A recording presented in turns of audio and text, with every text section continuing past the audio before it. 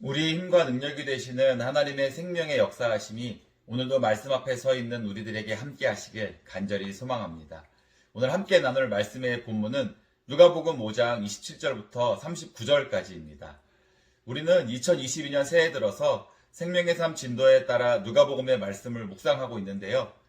누가복음의 핵심 구절은 누가복음 19장 10절의 말씀입니다. 이 말씀은 이렇습니다. 인자가 온 것은 잃어버린 자를 찾아 구원하려 함이니라.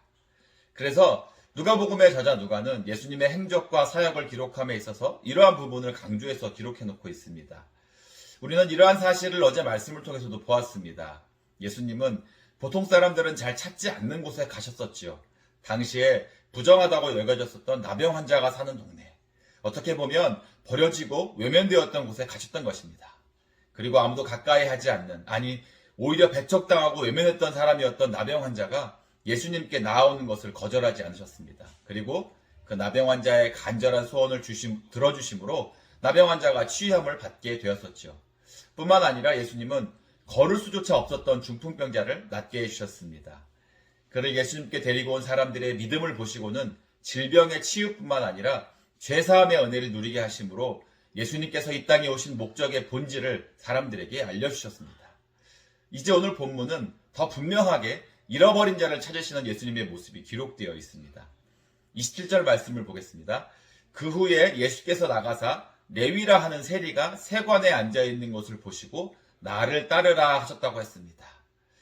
중풍병자를 고치신 예수님은 이제 머무셨던 그 집에서 나오셨습니다. 그리고 길을 가시다가 세관에 앉아있는 레위를 주목하여 보셨습니다. 레위는 세관원이었죠. 오늘날로 말하자면 세금을 걷어들이는 사람이었습니다. 그러니까 레위는 지금 자기 자리에서 열심히 일을 하고 있었던 것입니다. 그런데요, 당시 세리라고 하면, 세관원이라고 하면 모두가 손가락질하는 죄인으로 여겨졌었습니다. 왜냐하면 그 지역을 통치하는 로마를 등에 업고서 자신들의 권력을 유지하고 부를 축적하기 위해 백성들에게 과중한 세금을 부과했기 때문입니다. 그리고 그 세금을 잘 걷어들였죠. 우리 역사에도 이러한 비슷한 일을 했었던 사람들이 있었습니다. 일제강점기 시절에 한국인임에도 불구하고 일본 사람들에게 빌붙어서 자신의 안위를 보장받고 동족을 팔아먹으면서 부를 누렸던 그런 사람들이 있었습니다. 오늘 본문의 레위가 바로 유대인들 사이에선 그런 사람처럼 여겨졌던 사람입니다. 당시에 세리가 되었다는 것은요, 오로지 돈만 쫓으며 살겠다는 것을 의미했습니다. 돈이라면 친구도 이웃도 없고 나라고 민족이고 다 필요 없다는 것이죠. 언제든 친구도 이웃도 민족도 나라도 배반하고 배신하는 존재로 취급당했던 사람이 바로 세리였습니다. 그래서 유대인들은 누구도 이러한 세리를 가까이 하지 않았습니다. 두렵고 무서워서가 아니죠. 속된 말로 똥이 무서워서 피하나 더러워서 피하지라고 하지 않습니까?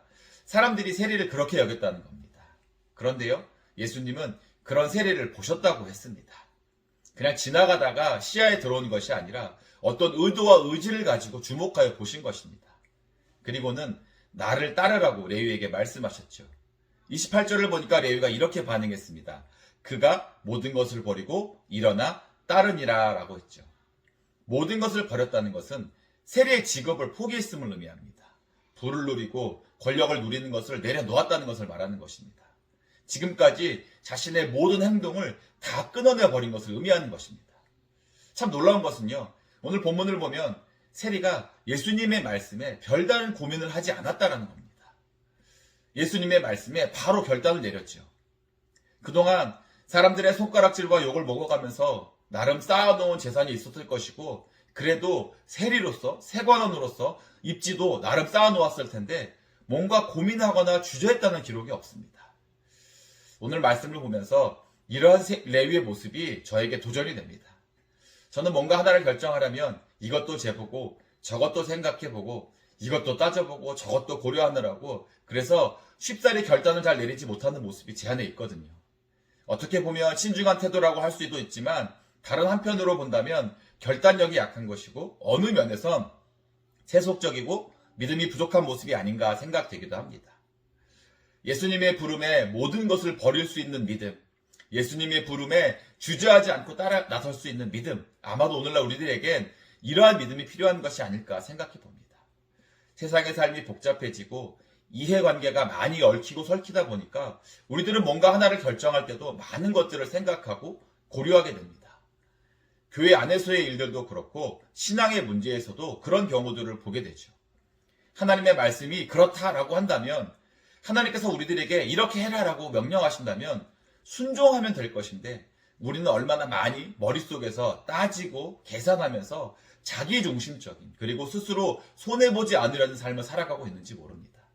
그래서 우리들에겐 레위와 같은 결단의 자세가 필요합니다.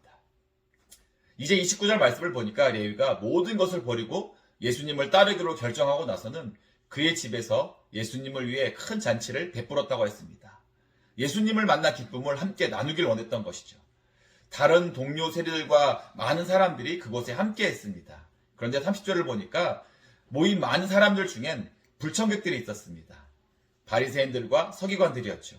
늘 예수님께 시비를 걸고 방해를 했던 사람들이었습니다. 이때도 저들은 예수님과 제자들에게 따져 물었습니다. 어떻게 세리와 죄인들과 함께 먹고 마실 수 있느냐는 것이죠. 예수님과 제자들을 비방하고 비난했습니다. 이에 대해서 예수님은 이렇게 말씀하셨죠. 32절 말씀인데요. 예수님께서 대답하여 이르시되 건강한 자에게는 의사가 쓸데없고 병든 자에게라야 쓸데있나니 내가 의인을 부르러 온 것이 아니요 죄인을 불러 회개시키러 왔노라 라고 했습니다. 예수님은 죄인들을 의사의 시선으로 바라보셨습니다. 살려내야만 하는 사람들이었던 것이죠. 병들었다고 배척하고 죄를 지었다고 멀리하면 그 사람들은 자신들에게 있는 병 때문에, 자신들이 지은 죄 때문에 그 가운데에서 죽을 수밖에 없는 안타까운 인생들이었기 때문입니다.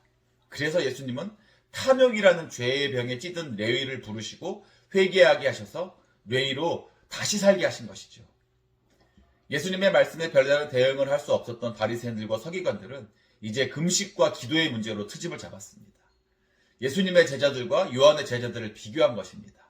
왜 예수님의 제자들은 요한의 제자들만큼 자주 금식하고 기도하지 않느냐는 것입니다.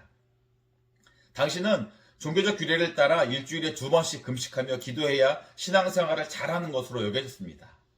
그리고 이것으로 다른 사람들을 판단하고 정죄했었죠. 그래서 예수님은 혼인잔치에 예를 들어서 신랑과 함께 있을 때는 금식을 할 수 없다고 말씀하셨습니다. 금식을 할 필요가 없다는 말씀이 아니라 그저 종교적 규례를 따라서 형식적인 행위로서는 금식과 기도를 해야만 하는 것이 아니라는 것을 말씀하시는 것입니다. 정말 금식해야 할 때, 정말 간절함으로 기도해야 할 때가 있다라는 것이죠. 오늘 본문에선 예수님이 십자가에 달려 돌아가실 때를 말씀하셨습니다. 우리들에겐 시험이 닥치고 예수님과 멀어질 때, 우리의 믿음이 연약해져 갈 때 우리는 금식하며 기도할 수 있어야 합니다. 금식을 통해서 시험을 이기고 승리하게 하시는 하나님의 은혜와 능력이 임하기도 하기 때문입니다. 이제 예수님은 형식적인 금식, 형식적인 종교생활에 빠진 바리새인과 서기관들에게 새 포도주와 낡은 가죽 부대의 비유를 통해 근본적인 문제를 지적하십니다. 형식적이고 종교적인 행동, 장로들의 유전이나 낡은 전통과 같은 관습으로는 복음을 담아낼 수 없음을 말씀하신 것입니다. 복음은 병든 자를 치유하고 죄로 인하여 죽어가는 자들을 살리는 능력이 있기에 이러한 복음의 능력과 은혜를 누려야 할 사람들이 과거의 것에 매여 있다면 복음이 역사할 수 없음을 말씀하는 것이죠. 그러므로 레위와 같은 우리들을 향한 주님의 음성을 우리는 들어야 합니다. 죄인을 불러 회개시키러 오신 예수님의 초청에 우리는 레위처럼 모든 것을 버리고 온전히 따를 수 있는 새 부대가 되어야 하는 것입니다. 이를 위해서 예수님은 생명의 값을 지불하셨습니다. 오늘 우리에게 있는 낡은 부대와 같은 형식적이고 종교적인 그릇된 습관들, 세상의 욕망과 헛된 욕심들을 다 버리고 온전히 주님을 따름으로 주님의 기쁨이 되는 존재가 되고 주님의 기쁨이 되는 인생을 사시는 우리 모두가 되시기를 주님의 이름으로 간절히 축원합니다.